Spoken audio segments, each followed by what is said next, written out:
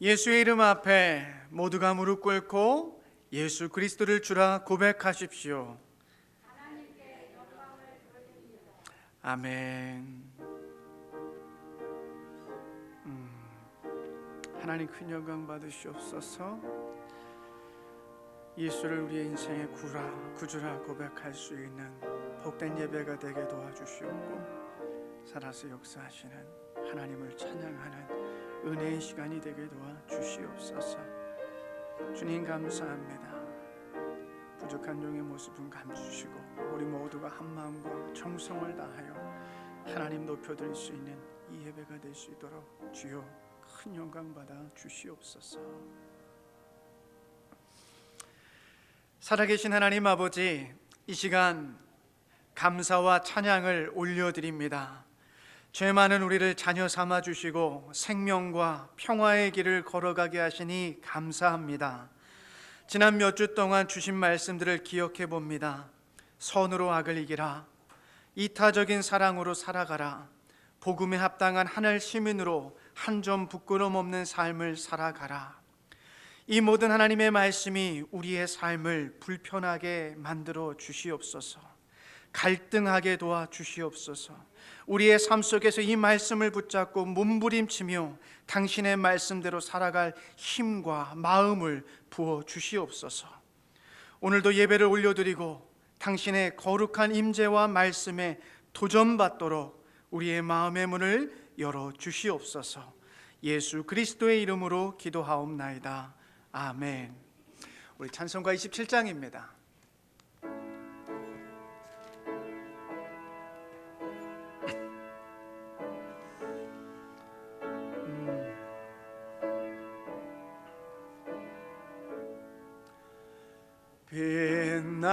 빛나고 높은 보좌와 그 위에 앉으신 주 예수 얼굴 영광이 해같이 빛나네. 해같이 빛나네. 아멘. 지극히 높은 위엄과 한없는 자비를 무천사 소리 모아서 늘 찬송 드리네. 늘 찬송 드리네. 영죽은 나를 살리려 그 영광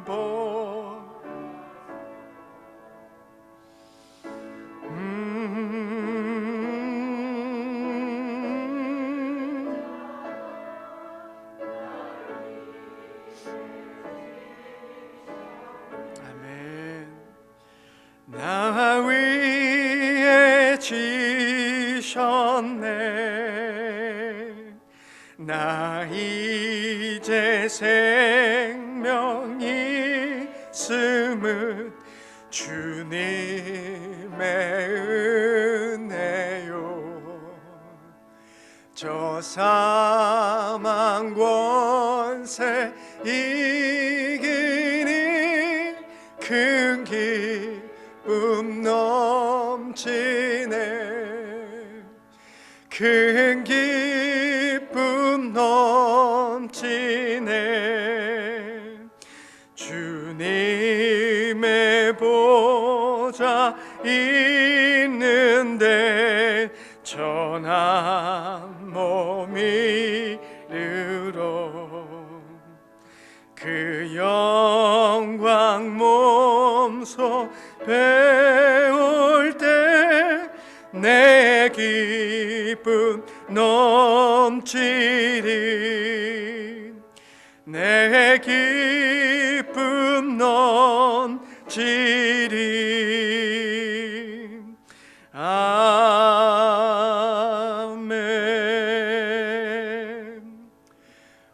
하나님께서 에스겔을 통해서 우리에게 말씀하십니다. 너희는 너희의 모든 죄로부터 떠나서 하나님이 주시는 새 영과 새로운 마음을 얻으라 말씀하십니다. 이 시간에 이 말씀을 기억하면서 한 주간 우리의 삶을 하나님과 우리 사람들 앞에 지었던 우리의 죄들을 고백하도록 하겠습니다.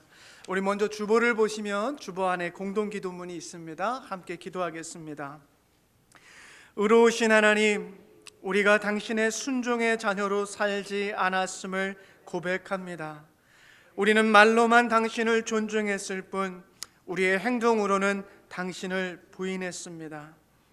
우리는 이기적인 욕심으로 행동할 뿐 종의 모습을 취하신 그리스도의 마음을 추구하지 않았습니다. 우리는 다른 사람의 이익보다 우리의 이익을 우선시했고 겸손하게 대하지 않았습니다. 우리의 오만함을 용서하시고 진심으로 회개하도록 우리의 마음을 깨우사 당신의 선한 기쁨을 추구하며 살아가게 하소서. 예수의 이름으로 기도합니다. 아멘.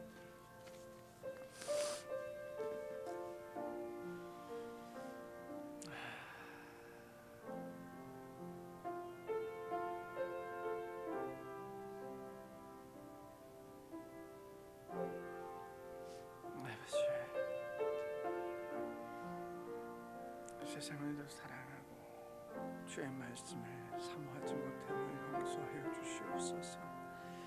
주님, 부족한 종 안에 있는 헛된 것들, 세상에 대한 욕심과 사랑들을 용서하여 주시옵고 이 자리에 서서 주의 말씀을 전하기 부끄러운 종인데 주님 은혜를 의지하고 나옵니다.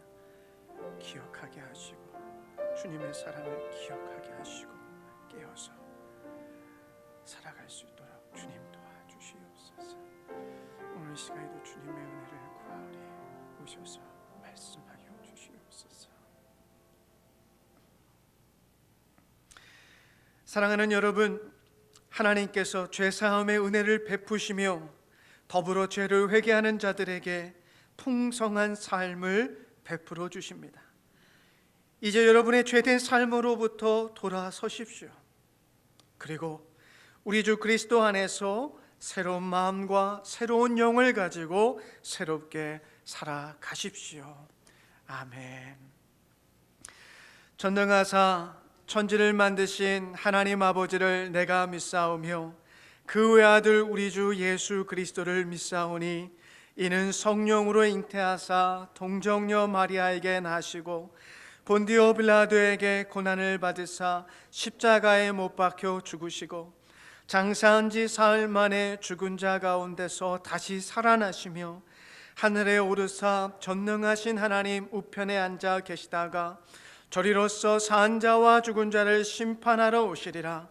성령을 믿사오며 거룩한 공회와 성도가 서로 교통하는 것과 죄를 사하여 주시는 것과 몸이 다시 사는 것과 영원히 사는 것을 믿사옵나이다. 아멘. 자리에 앉겠습니다. 우리 찬송가 330장 함께 찬송합니다.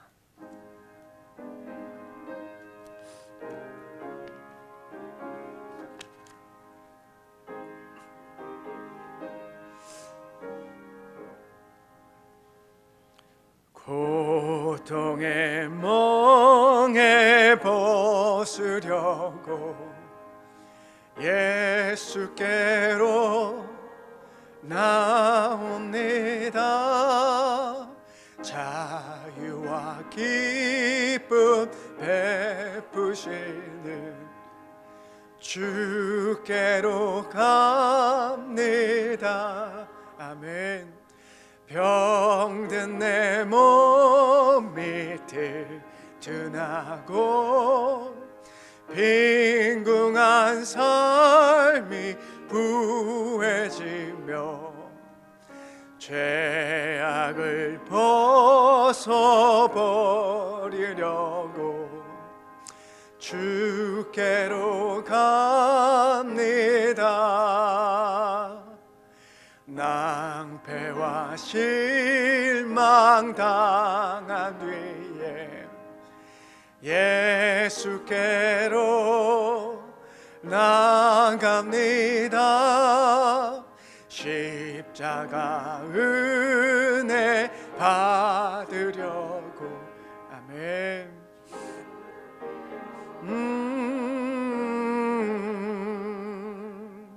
슬프던 마음 위로받고 이 생의 풍파 잔잔하며 영광의 찬송 부르려고 주께로 갑니다.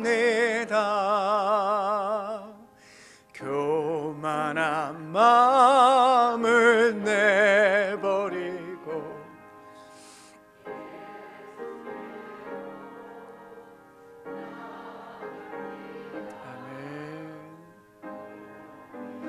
말씀 따르려고 주께로 갑니다. 실망한 이 몸 힘을 얻고 예수의 크신 사랑받아 하늘의 기쁨 맛보려고 주께로 갑니다.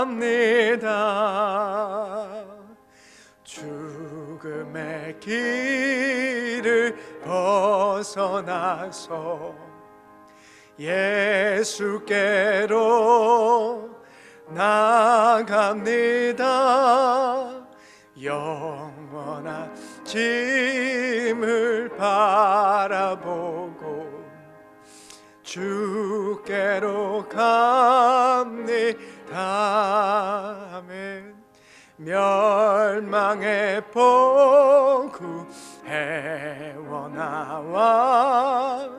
평화의 나라 다다라서 영광의 주를 배우려고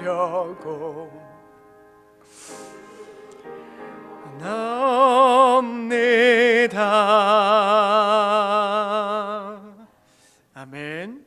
우리 시간에 민숙희 권사님 나오셔서 예배를 위해서 기도해 주시겠습니다.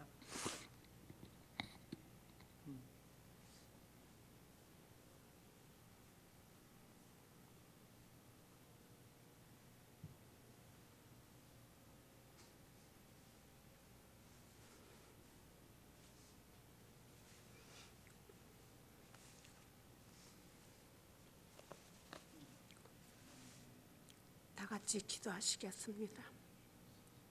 할렐루야. 사랑과 은혜가 풍성하신 좋으신 하나님 아버지 감사합니다.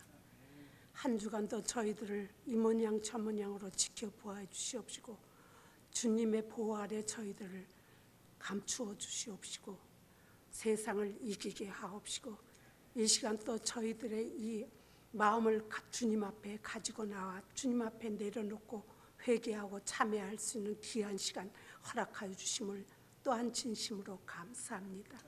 아버지 하나님, 저희들 지금 이 어려운 세상에 살면서도 세상의 공포와 또한 세상의 그 어려움 속에서도 저희들 즐겁고 기쁘게 살아갈 수 있는 마음 속에서 저희들 주님한테 감사하며 살고 있습니다. 그러한 가운데서도 저희들 또 시련과 고통으로 저희들 아버지 하나 힘들고 할 때에도 주님이 저희들 옆에 서서 저희들을 지켜 보호하여 주신다는 믿음으로 저희들 주님 앞에 감사하며 살 수 있도록 도와주심을 하나님 아버지 진심으로 감사합니다. 아버지 하나님, 지금 세상은 어둠의 장막 속에서 아버지 하나 헤매고 있습니다. 이러한 어둠의 장막 속에 저희들 수렁에 빠지지 아니하도록 하나님 아버지 저희들을 지켜 보호하여 주시옵소서. 저희들의 하나님에 대한 믿음이 더 강하여질 수 있도록 하나님 아버지 믿음으로 저희들 승리할 수 있도록 도와주셨기를 간절히 바라고 원하옵나이다. 그래서 저희들 입에서 주님의 살아서 역사하심을 증거케 하옵시고 저희들 세상에 나갈 때 주님의 그 그리스도의 향기를 품어낼 수 있는 세상의 빛과 소금의 역할을 할 수 있는 저희들의 모습이 세상에 비춰질 수 있도록 하나님 아버지, 저희들의 믿음이 더욱 강건하여지고 더욱 아버지 하나님만 바라보는 믿음이 될 수 있도록 아버지 하나님, 그래서 이 세상을 이겨내고 내 주위를 이겨내고 아버지 하나님께만 갈 수 있는 저희들의 믿음이 될 수 있도록 아버지여 도와주셨기를 간절히 바라고 원하옵나이다. 아버지 하나님, 또한 오늘도 단위에 세워주신 귀한 목사님 영육간의 강건함으로 붙들어 주시옵시고 아버지 하나님, 이 시간 저희들의 빈 마음에 하나님의 말씀을 받을 때 그 말씀으로 인해서 저희들이 다시 한번 회개하며 그 말씀으로 살겠다고 결심하고 결단하는 이 시간 되게 주님 도와주시옵소서. 또 목사님의 가정과 주님의 사랑하는 백성들, 우리 형제 자매들 가정을 하나님 아버지 보호하여 주시옵소서. 이 어려운 가운데서도 아버지 하나님을 바라보며 의지하는 그 가정에 하나님 아버지 함께해 주셔서 이 어려움을 극복할 수 있도록 하나님 아버지 도와주셨기를 간절히 바라고 원하며 우리 주 예수 그리스도의 이름 받들어 감사하며 기도하옵나이다. 아멘.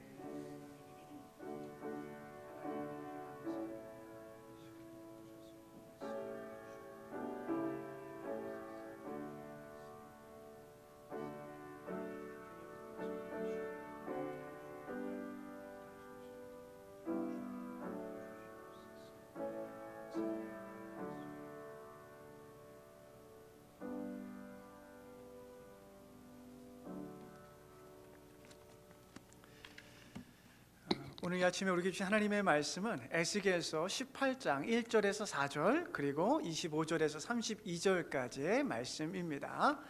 우리 에스겔서 18장 1절에서 4절 먼저 우리 한 절씩 교독하도록 하겠습니다. 주님께서 나에게 말씀하셨다.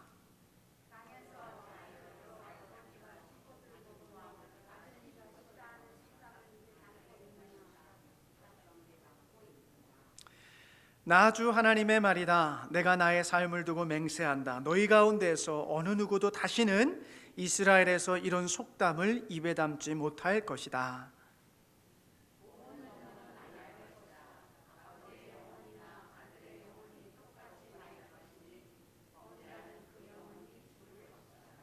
(25절) 제가 읽겠습니다. 그런데 너희는 내가 이를 처리하는 방법이 공평하지 못하다는 말을 하는구나. 이스라엘 족속아, 너희는 잘 들어라. 내가 일하는 방법이 어찌 공평하지 않느냐? 너희가 하는 행실이 오히려 공평하지 않은 것이 아니냐?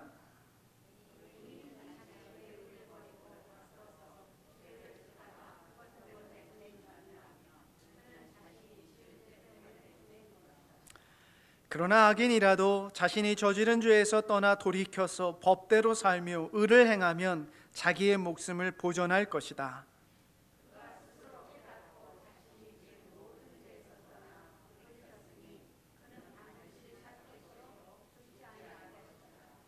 그런데 이스라엘 족속은 내가 일하는 방법이 공평하지 않다는 말을 하는구나. 이스라엘 족속아, 내가 일하는 방법이 어찌 공평하지 않으냐? 너희가 하는 행실이 오히려 공평하지 않은 것이 아니냐?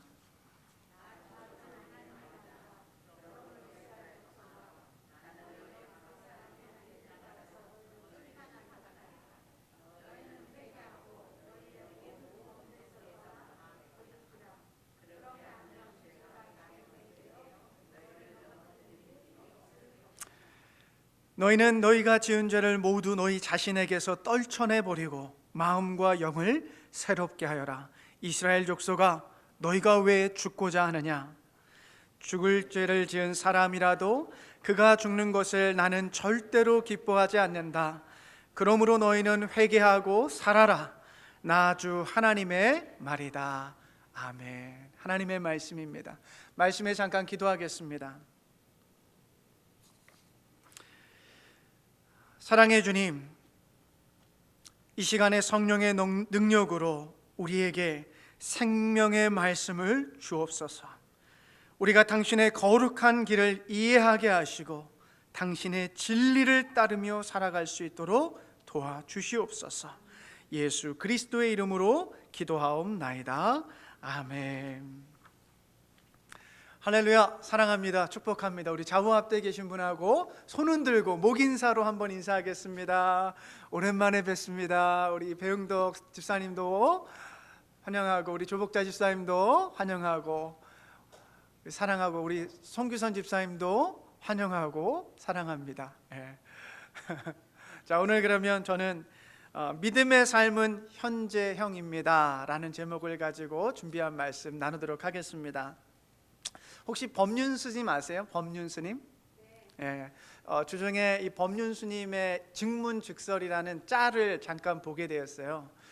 근데 어떤 이 내용에 보니까 어떤 이제 연세가 드신 어느 어머니께서 이 스님에게 질문을 하는 거예요.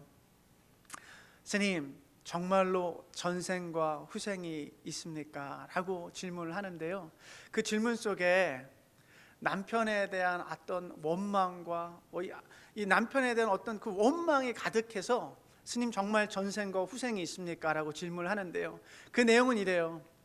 이 연세 드신 어머니께서 두 아들을 잘 키워내셨어요. 그런데 이 남편이 18년 전에 뇌졸중이 와서 18년 동안 지금 병 간호를 하게 된 거예요. 그런데 이 병 간호하기 전에도 이 부부의 관계가 그렇게 좋지 않았는데, 병 간호까지 하니까, 18년 동안 병 간호까지 하니까 이 마음속에 응어리가 지는 거예요.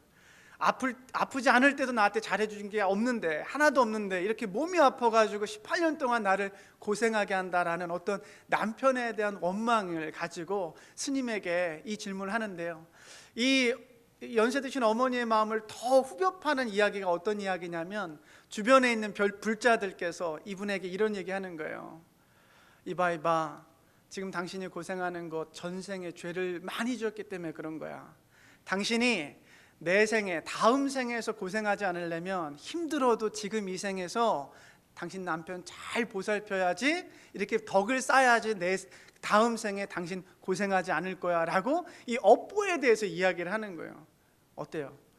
이 어머니는 남편 탓이라고 생각했는데, 사람들은 뭐라고 그래요?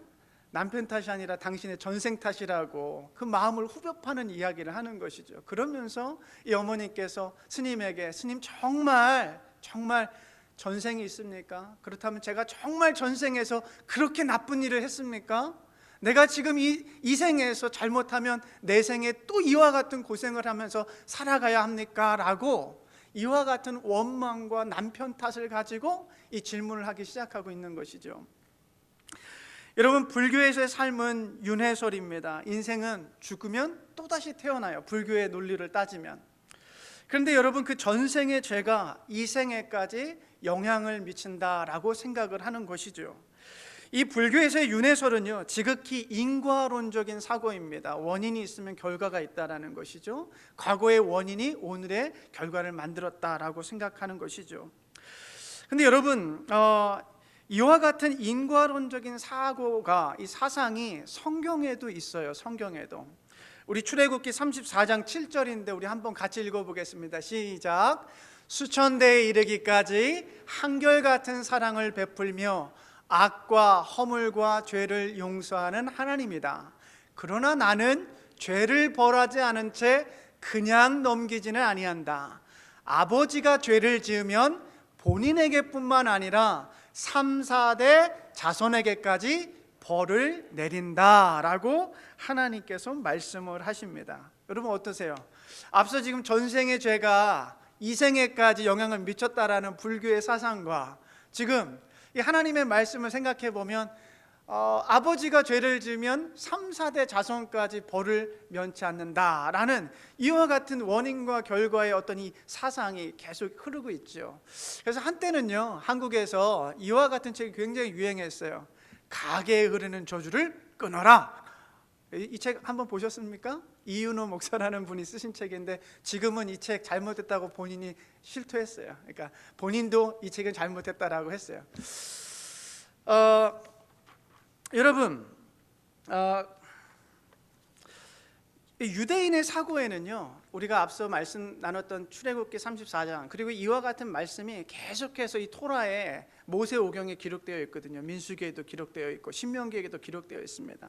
그렇기 때문에 유대인의 사고에는 이 토라의 말씀이 깊이 박혀 있습니다. 죄의 영향력이 벌의 양상으로 대물림된다라는 그 사고가 유대인들의 사고에는 깊이 박혀 있어요.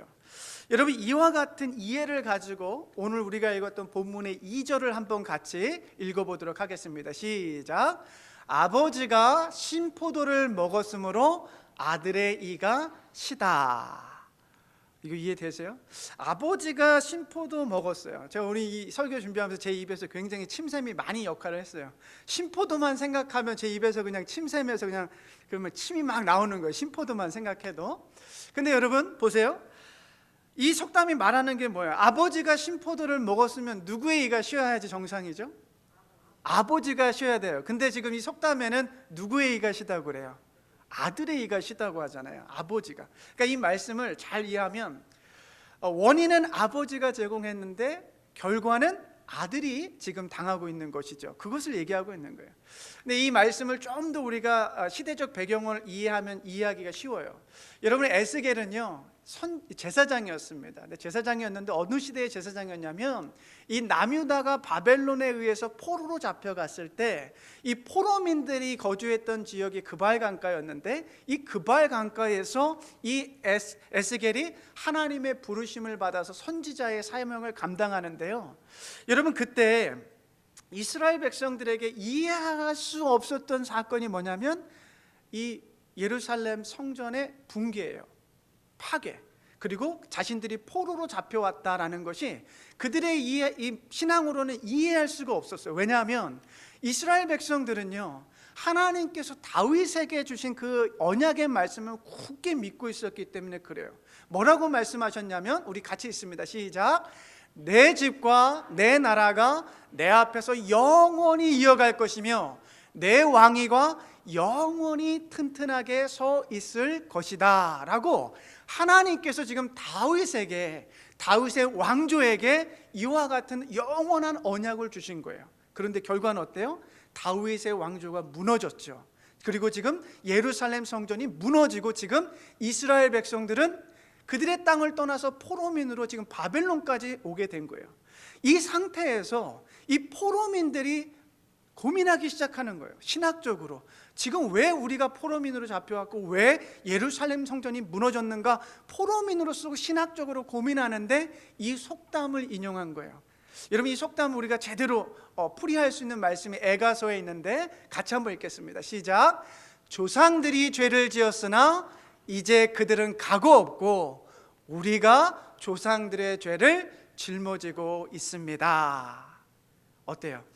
아버지가 신포도를 먹었는데 아들의 이가 시다라는 말씀은 이 말이에요.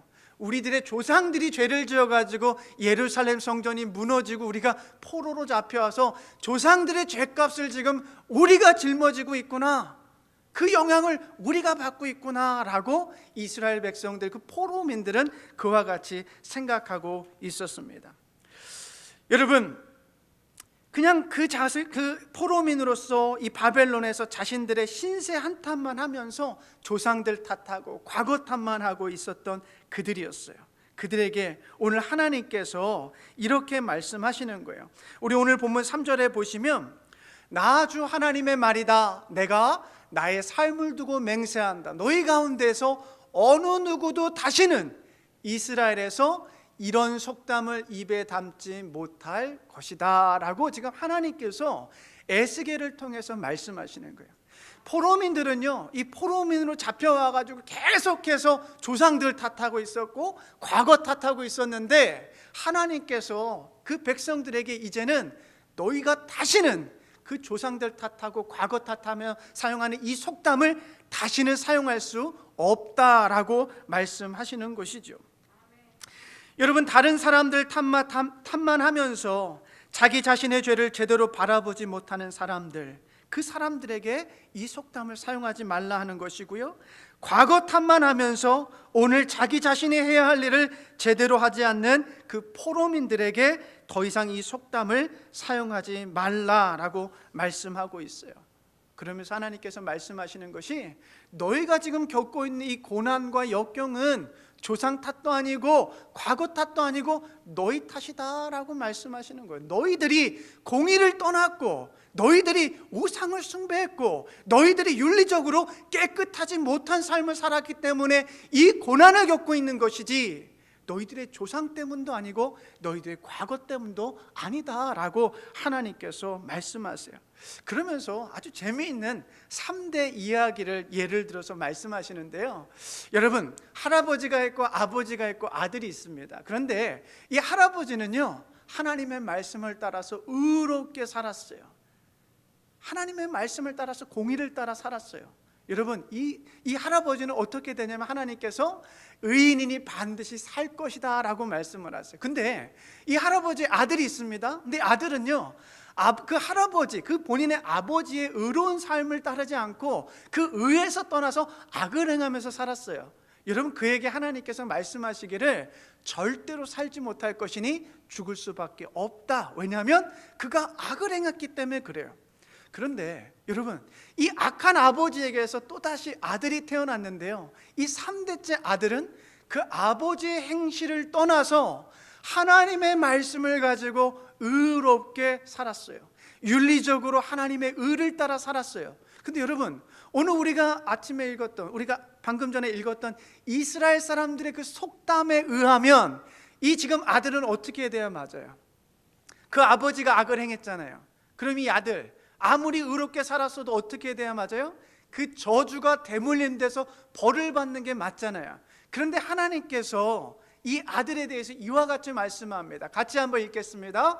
그 아들은 법과 의를 실천하며 나의 율례를 다 지키고 그것들을 실천하였으므로 그는 반드시 살 것이다. 아멘. 지금 하나님께서 뭐라 말씀하시는 거예요? 이 포로민들이 계속해서 과거에 묶여가지고 과거 탓만 하고 남 탓만 하고 있을 때 하나님께서 아니다, 모든 행실은 너 스스로가 네 자신이 지는 것이다 라고 지금 그와 같이 말씀하고 계신 것이죠. 사랑하는 여러분, 지금 하나님은요, 이 포로민들에게 지금 너희가 이렇게 포로민이 된 것은 남들 때문도 아니고 바로 너희 죄악 때문이다 라고 말씀하고 계세요. 너희 부모 탓하고 과거 탓하면서 너희 자신을 합리화하지 말아라 라고 하나님께서 경고의 말씀을 주시는 것이죠. 요즘에 이 코로나 때문에 한국 교회의 민낯이 아주 여실히 드러나고 있죠. 사람들은요, 한국 교회에 위기가 왔다라고 이야기하는데 위기는요, 지금 온 게 아니라 예전부터 위기가 있었어요. 근데 그 위기가 이제 서서히 민낯을 드러내고 있는 거예요. 교회가 민낯을 드러낸다는 말은 무슨 말이에요? 교회를 열심히 다녔던 그리스도인들의 민낯이 이제 이 코로나 때문에 다 아주 벌거벗은 채 다 드러나고 있다라는 것이죠. 주중에 한국에서 목회하시는 선배 목사님하고 통화를 잠깐 했는데요, 그 목사님 김 목사, 한국에서 지금 목회하는 게 너무나 힘들다. 특히나 젊은 사람들 교회에 대한 교회에 대한 비판과 아주 교회에 대한 불신이 너무나 커서 한국에서 이제 목회하는 것이 너무나 힘들다고 저에게 통화 내내 토로하시더라고요. 어려운 상황들을. 여러분, 이 한국 사회에서요, 한국 교회는 신뢰를 잃은 것을 넘어서 이제 사회 악이라고까지 불려지고 있습니다. 사회 악이라고. 어떻게 이렇게 됐어요, 교회가?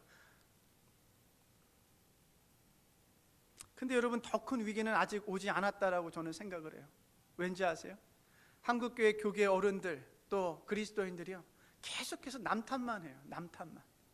문재인 정부 때문에 이렇다, 코로나 때문에 이렇다. 근데 여러분, 그게 남 탓이 문제가 아니고요, 교회 안에 문제가 골마 있었던 것이 터져 나오는 것인데, 교회가 교회의 안을, 내부를, 그리스도인들이 자기 내면을 성찰하지 않은 채 계속해서 남 탓만 하면서 이 문제를 해결하려고 하니까 아직도 멀었다. 한국교회가, 우리 그리스도인들이 아직도 멀었다. 남 탓하면서 지금 이 상황을 헤쳐나가려고 하는 이 자세 자체가 아직도 멀었다라는 생각을 하게 돼요. 여러분, 우리 인간은요, 문제의 원인을 내 안에서 찾기보다는 계속해서 타인에게서 찾으려고 하고요, 또 환경에서 찾으려고 하고요, 또 우리가 속해 있는 시스템 안에서 그 책임을 찾으려고 할 때가 많아요. 왜요? 그것이 가장 편한 방법이거든요. 나를 합리화하기 쉽고 내 책임으로부터 도망가기 가장 손쉬운 방법이 바로 남 탓하는 거기 때문에 그래요. 근데 오늘 하나님께서 우리에게 이렇게 말씀하시는 거예요. 우리 30절인데 같이 한번 읽겠습니다. 시작. 나 주 하나님의 말이다. 그러므로 이스라엘 족속아, 너희를 심판하겠다. 너희는 회개하고 너희의 모든 범죄에서 돌이켜라. 그렇게 하면 죄가 장애물이 되어 너희를 넘어뜨리는 일이 없을 것이다. 아멘. 여러분, 남의 탓도 아니고요, 과거의 탓도 아니고요, 자신의 잘못과 죄를 인정하고 회개하며 돌아서라라고 말씀하시죠. 그런데 놀라운 말씀은요, 우리가 그 죄로부터 돌아서는 순간 그 죄는 더 이상 우리를 넘어뜨리는 장애물이 될 수 없고 걸림돌이 될 수 없다라고 하나님께서 은혜를 표현하세요. 돌아서라는 것이죠. 돌아서라. 사랑하는 여러분, 혹시라도 과거에 아버지 탓하면서 살고 계시지는 않습니까? 저 어렸을 때 굉장히 우리 아버지 탓하면서 살았던 것 같아요. 우리 집이 왜 이렇게 가난할까? 그 가난한 이유가 뭘까? 우리가 이렇게 힘들게 사는 이유가 뭘까? 아버지 탓하면서 살 때가 많았던 것 같아요. 여러분, 혹시 여러분 중에 과거에 누군가를 탓하면서 오늘을 낭비하며 살아가고 계시지는 않습니까? 앞서 이야기한 18년 동안 남편 간병한 여인처럼 지금 배우자를 탓하면서 살아가고 계시지는 않습니까? 때로는 교회 탓하고 때로는 목회자 탓하면서 여러분 살아가고 계시지 않습니까? 그러면서 나의 책임을 피하기 위해 지금도 남 탓하면서 살아가고 계시지는 않으신지요? 여러분, 우리가 자라면서 환경에 영향받는 것 사실입니다. 그러나 돌아보면 지금의 내가 있기까지 내가 어려운 고비 때마다 나의 선택 때문에 내가 여기 온 것이지 남들의 선택 때문에 내가 여기 온 것이 아니라는 것을 알 수가 있어요. 주변에 환경이 있어요. 분명히 있어요. 그런데 그 환경 속에서도 내가 어떤 선택을 하느냐에 따라서 내 인생의 길은 여러분 여러 갈래로 나눠질 수 있다는 것이죠. 그런데도 불구하고 하나님의 은혜는 뭐냐면 내가 아주 완전하고 좋은 선택을 하지 못했다 할지라도 하나님은 그곳에서 우리와 함께 하셨고 그 삶 속에서 우리를 이끌어서 지금까지 오셨다라는 게 하나님의 은혜이죠. 사랑하는 여러분, 1989년에 한국 사회에 큰 캠페인이 있었는데요, 고 김수환 추기경의 내 탓이요 캠페인이에요. 내 탓이요 캠페인. 여러분, 그 당시 정치권에서 여야가 서로 남 탓하고 있었어요. 서로 네 탓이다 네 탓이다 남 탓하고 있었어요. 회사에서도 가정에서도 모두가 남 탓하면서 자기를 합리화하고 자기 책임을 피하려고 할 때 김수환 추기경은 용기 있게 네 탓이 아니고 내 탓이다 라고 이야기했어요.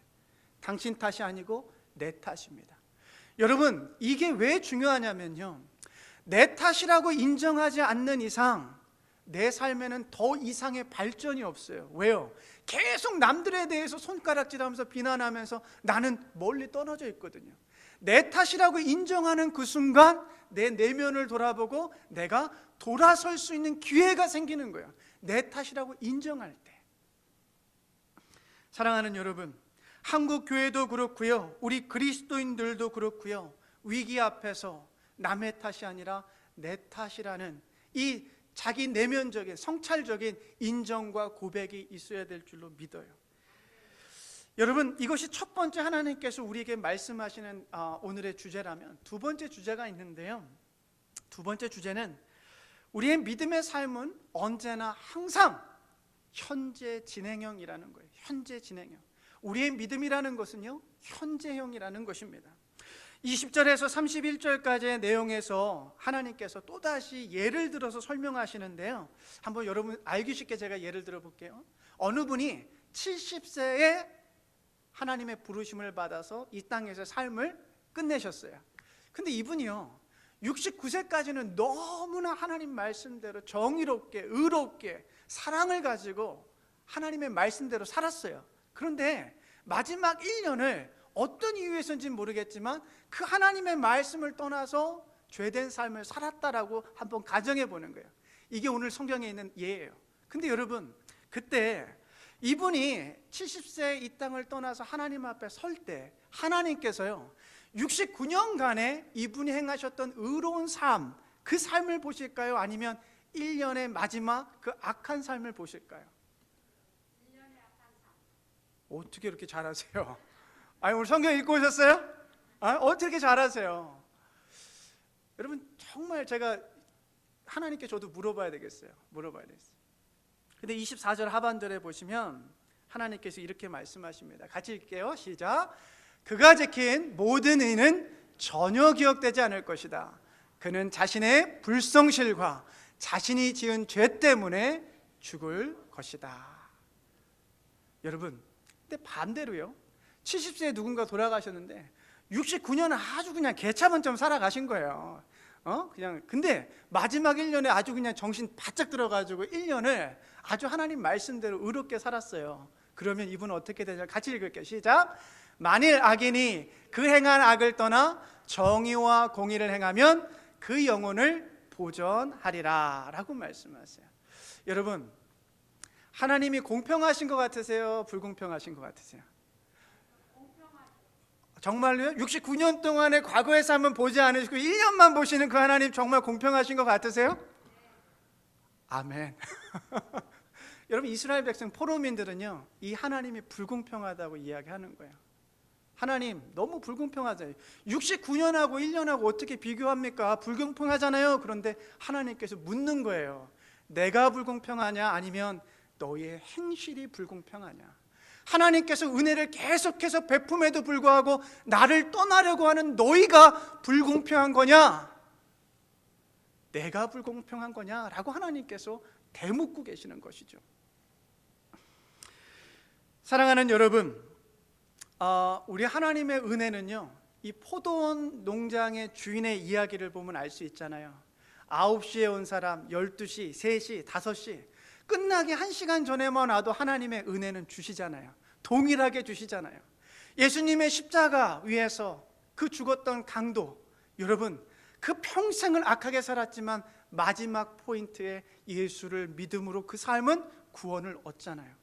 여러분, 우리 하나님은요 한 사람도 죽기를 원하시는 분이 아니세요. 그가 정말 악하여서 그 악 때문에 죽을 수밖에 없는 사람이라 할지라도 그가 그 삶에서 돌이켜서 마지막 그때라도 돌이켜서 내게 돌아와 생명을 얻기를 원하시는 분, 그분이 바로 우리 하나님이시라는 것이죠. 여러분, 마태복음 21장에 보시면 예수님께서 이러한 비유를 말씀하세요. 어느 아버지께서 두 아들에게 말을 하는 거예요. 아들들아, 나가서 포도원 농장에 가서 일을 좀 하여라 라고 이야기해요. 그랬더니 첫째 아들이 싫어요 대답을 하는 거예요. 그런데 후에 돌이켜서 후에 나가서 일을 합니다. 근데 둘째 아들은요 아버지의 이야기를 듣고 네, 제가 갈게요 대답은 잘했어요. 그런데 마음이 바뀌어서 일하러 가지 않았어요. 예수님께서 묻습니다. 둘 중에 누가 아버지의 뜻을 행하였느냐 물어요. 누구죠? 큰아들이죠. 처음 대답은 노 했지만 마지막에 움직였잖아요. 여러분, 우리의 믿음이라는 것이 그런 것 같아요. 항상 믿음은요 과거형이 아니에요. 하나님께서 판단하시는 것은 오늘 나의 믿음을 보고 판단하시는 거예요. 과거에 어떻게 했는지 그거 보고 판단하시는 게 아니라 오늘 네가 지금 어떻게 하고 있느냐, 오늘 지금 바로 이 순간에 네가 무엇을 하고 있느냐, 이 오늘의 믿음을 보고 계시다라는 것이죠. 어떤 분들 왕년회라는 말 참 좋아하세요. 왕년회 말이야. 요즘에 그 한국에서는 이런 말 하면 안 된다고 합니다. 젊은 사람들한테 혼나요. 혼나요. 왕년회 말이야, 나 영적으로 다 경험했던 거야. 왕년회 말이야, 나 교회 섬길 때 다 해봤던 거야. 저 그분의 삶을 존중합니다. 과거에 열심히 하신 거 제가 존중해요. 그런데 안타깝게도 하나님은 그 과거 보시는 게 아니라 오늘 보고 계시다는 거예요. 오늘. 왕년이 아니라 오늘 너 어떻게 하고 있니? 오늘 너 뭐 하고 있니? 지금 하나님은 오늘 뭐 하고 있는지 우리를 보고 계시다라는 것이죠. 사랑하는 여러분, 저의 목회자로서의 책임 중 하나가 있는데요, 이건 제 목회 철학인데, 저는 여러분들이 하나님의 나라에 가시기까지 한 분도 이탈하지 않고 하나님의 나라에 이르시기까지 그 길을 잘 안내하는 것이 제 목회 철학입니다. 저는 여러분 중에 어느 누구도 이 구원의 길에서 이탈하지 않기를 기도하고 있어요. 그러기 위해서 저는 여러분에게 신경 쓰는 것이요, 여러분의 과거가 아니에요. 여러분의 과거에 뭘 하셨는지 그거에 제가 집중하지 않아요. 여러분의 과거가 어떠한 삶을 살았는지 그거에 제가 집중하지 않아요. 저는 여러분의 오늘에 집중하는 거예요. 여러분의 오늘을 위해서 저는 말씀을 준비하는 거예요. 여러분의 오늘이 하나님의 말씀에 깨어서 하나님의 말씀을 가지고 기쁨과 감사를 가지고 의롭게 하나님의 의를 따라서 살아갈 수 있도록 오늘의 여러분을 위해서 말씀을 준비하고 전하는 거예요. 사랑하는 여러분, 우리의 믿음은 항상 현재형입니다. 과거형일 수가 없어요. 오늘 우리 하나님께서 저와 여러분에게 단호하게 말씀하십니다. 너희는 너희가 지은 죄를 모두 너희 자신에게서 떨쳐내버리고 마음과 영을 새롭게 하여라. 이스라엘 족속아, 너희가 왜 죽고자 하느냐. 여러분, 이스라엘 백성들은요, 하나님께서 다윗에게 말씀하셨던 그 언약을 굳게 믿고 죄된 삶을 살았어요. 결과는 뭐예요? 이스라엘이 무너졌어요. 우리가 예수 그리스도의 이름으로 구원을 받았어요. 근데 제가 말씀드렸잖아요, 구원은요 오로지 하나님의 손에 달려있는 거예요. 우리가 하나님 앞에 설 때까지 내가 그 구원을 자랑할 수가 없어요. 그죠? 그래요. 그렇다면 여러분, 우리는 오늘도 늘 깨어서 그 믿음의 삶을 감당해야 돼요. 하나님 나라 가는 그 순간까지. 저와 여러분은 예수 그리스도의 은혜로 새 생명을 시작했습니다. 이 생명은요, 우리의 마음과 영을 늘 새롭게 합니다. 우리 하나님은 자신의 죄 때문에 죽을 수밖에 없는 그 사람의 죽음도 기뻐하지 않으시는 분이세요. 그래서 율법이 아닌 예수를 통하여 구원의 문을 열어두셨어요. 하지만 아주 단호하게 우리에게 말씀하시는 거예요. 그 구원의 생명을 위하여서는 너희는 회개하고 돌아서라. 회개하고 돌아서서 살아라 라고 말씀하시죠. 근데 여러분, 여기에서 사용된 이 회개라는 히브리어 단어가 슈브라는 단어인데요, 이 슈브라는 단어는요 어떤 심리적인 마음의 어떤 회개를 의미하는 것이 아닙니다. 여러분, 현대교회에서 회개가 아주 나약해졌어요. 현대교회에서 회개하면 그냥 마음속으로 아파하고 과거의 삶을 아파하고 그냥 말로 때우는 회개가 되었어요. 안타깝게도요. 근데 하나님께서 말씀하시는 이 슈브 회개는요 행동을 강조하는 거예요. 행동. 길을 가다가 회개라는 것은 돌아서서 반대로 가는 게 회개라는 거예요. 마음만, 하나님 내가 너무 아픕니다, 과거의 그 삶을 고백합니다, 회개합니다, 용서해 주세요, 이게 회개가 아니에요. 말로만 하는 게 회개가 아니에요. 가던 길을 돌아서서 하나님이 원하시는 삶을 살아가는 게 이게 회개라는 거예요. 회개. 하나님께서 말씀하시는 거예요. 너희가 왜 죽고자 하느냐. 돌이켜라, 살아라. 오늘 우리에게 말씀하시는 거예요. 말씀을 맺으려고 합니다. 사랑하는 여러분, 가게에 흐르는 저주 있다 없다? 없어요. 예수 그리스도께서 이미 다 끊으셨어요. 모든 저주는요. 더 이상 과거 탓할 수도 없고요, 부모 탓할 수도 없고요, 가족 탓할 수 없고 교회 탓할 수 없어요. 더군다나 내 인생이 왜 그러냐고 하나님 원망하면서 탓할 수도 없어요. 우리가 하나님의 심판대 앞에 섰을 때 모든 것은 자신이 책임지는 거예요. 자신이. 그때 가서 하나님 누구 때문에 이렇게 된 거예요 라고 이야기해봤자 아무 소용없어요. 여러분, 내 신앙, 내 구원 본인이 책임지는 겁니다. 본인이. 저 사람도 그러는데 하나님 아시잖아요. 저 사람도 그런데 남 탓하면서 내 신앙까지, 그럴 필요 없어요. 본인이 책임지는 거예요. 여러분, 혹시 배우자가 믿음 생활 열심히 한다고 그 껴가지고 바이 원 겟 원 그 천국 티켓 받으시려고 애쓰시는 분 계십니까? 혹시? 하나님, 제 와이프 갈 때 저도 좀 데려가세요라고, 하나님 제가 갈 때 제 아내 좀 없어요. 전혀 없어요. 그런 거 본인이 하는 거예요.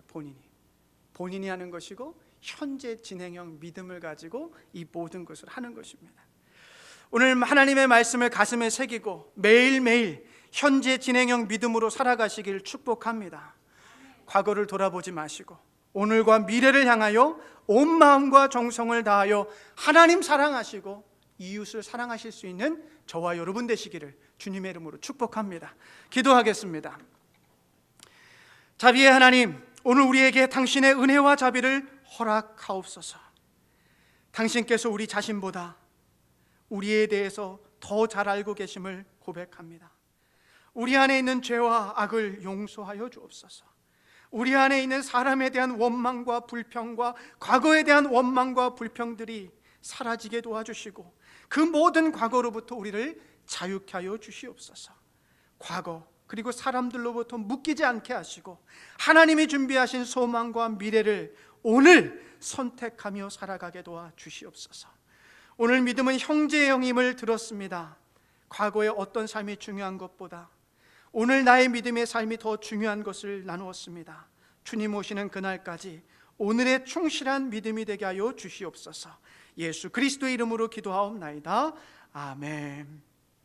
우리 다 같이 일어나셔서 하나님 앞에 예물 올려드리겠습니다.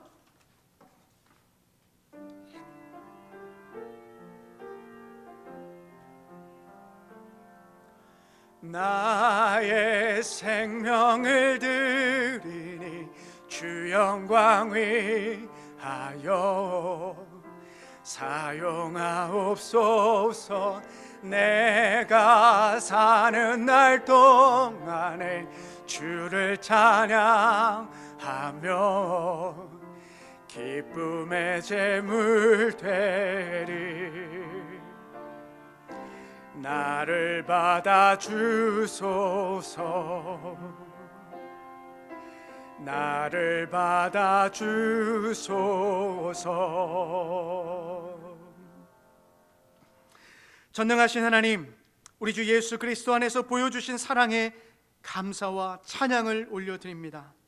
예수께서 우리를 위하여 자기 자신을 내어주셨음을 기억합니다. 그 사랑에 감사하여 드리는 이 예물을 받아 주시옵소서.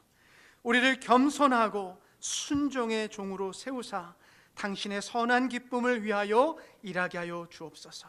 모든 영광과 영예가 전능하신 하나님의 것임을 고백하며 예수 그리스도의 이름으로 기도하옵나이다. 아멘. 자리에 앉겠습니다. 광고 말씀드리겠습니다. 혹시라도 이 오늘의 양식이라는 책자를 가져가지 않으신 분들은 나가시면 왼쪽에 테이블에 있으니까 꼭 가져가셔서 매일 그날에 맞는 내용을 읽으시면서 하루에 꼭 하나님의 말씀을 묵상하시고 하나님과 더불어 살아가시기를 축복합니다. 그리고 저희 교회 인터넷 패스워드가 바뀌었습니다. 그래서 나가시면 저 그 보드에도 붙여놨고 입구에도 붙여놨고 나가셔서 왼쪽에 보시면 또 거기에도 패스워드 붙여놨고 펠로십에도 붙여놨습니다. 그러니까 여러분 패스워드 잘 또 다시 바꾸셔가지고 교회 오셨을 때는 와이파이 잘 사용하시기를 바랍니다. 매주 새벽 예배가 토요일 6시 30분에 있습니다. 기억하시고 기도하시기 원하시는 분 나오셔서 함께 동참해 주시면 감사하겠습니다. 우리 특별 기도 제목이 있는데요. 우리 1번 코로나 바이러스가 빠른 시일 안에 잠잠하게 도와달라고 함께 기도해 주시고요. 이 병원에서 일하시는 의료진의 안전을 지켜달라고 함께 기도해 주시고 또 가정에서 산불과 허리케인으로 고통 중에 있는 이웃을 위해서 계속해서 중보 기도해 주시면 감사하겠습니다. 혹시 제가 빠뜨린 광고 있다면 나눠주시겠습니까? 없으시다면 우리 다 같이 일어나셔서 우리 마지막 찬송가 177장 함께 찬송하고 예배 마무리하겠습니다.